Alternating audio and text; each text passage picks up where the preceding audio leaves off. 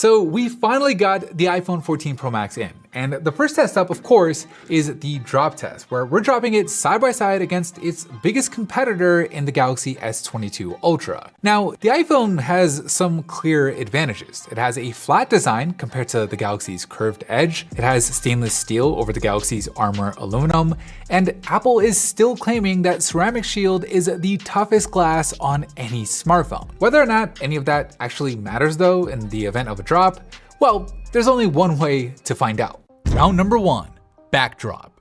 In 3, 2, 1.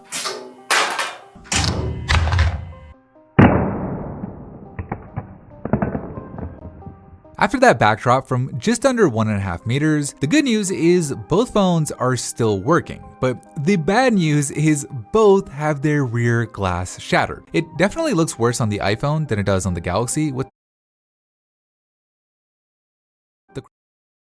all over the place, whereas on the Galaxy, most of the damage is on that left side. But the big story here is the iPhone's main camera also cracked, where this didn't happen last year with the iPhone 13 Pro Max. So I don't know if this is just random bad luck or if it's because the camera housing on the new iPhone protrudes out more this year, but either way, it's definitely not the best result. Now, the good news for the iPhone though is the camera itself does seem to be working just fine. We'll keep an eye on it for sure as we go on, but for now, it's a clear win for the Galaxy in round number 1. Round number 2, corner drop. 3, 2, 1.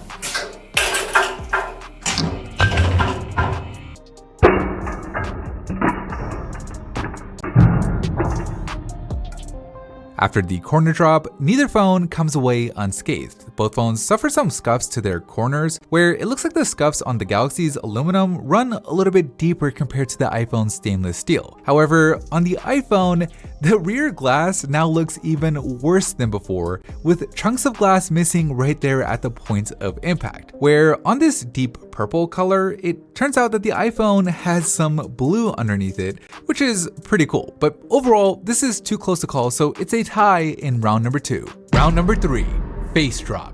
3, 2, 1.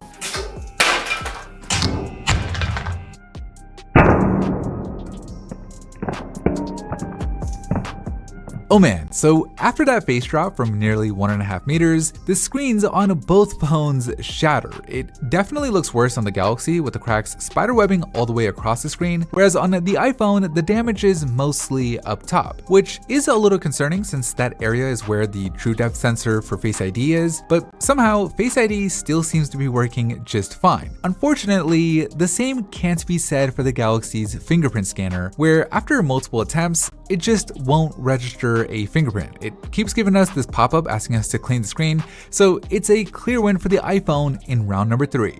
Bonus round.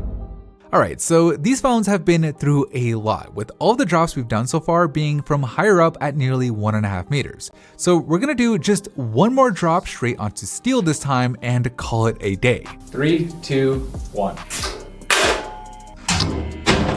After that brutal bonus drop, we had chunks of glass flying everywhere, where while the phones technically survived, man, do they look worse. Now, taking a closer look, the Galaxy screen suffered some dead pixels at the bottom right, with it just being completely crushed, and while the iPhone's front glass looks mostly the same, the rear glass just keeps getting worse, with it now having some deep grooves at the top right here. And something that we noticed after doing the full inspection, the cracks that the iPhone initially suffered around the camera, both on the front and the back, are causing a little bit of flaring. It's not that bad on the rear camera, where you only see it when light hits it directly, but on the selfie camera, it is much more noticeable. So not the best result for either phone in the bonus round. Okay, so with all 4 rounds in the books, let's take a look at the scorecard, where the Galaxy edged out the iPhone in round number 1, the phones tied in round number 2, the iPhone had the advantage of being fully functional in round number 3, and neither phone really standing out in round number 4,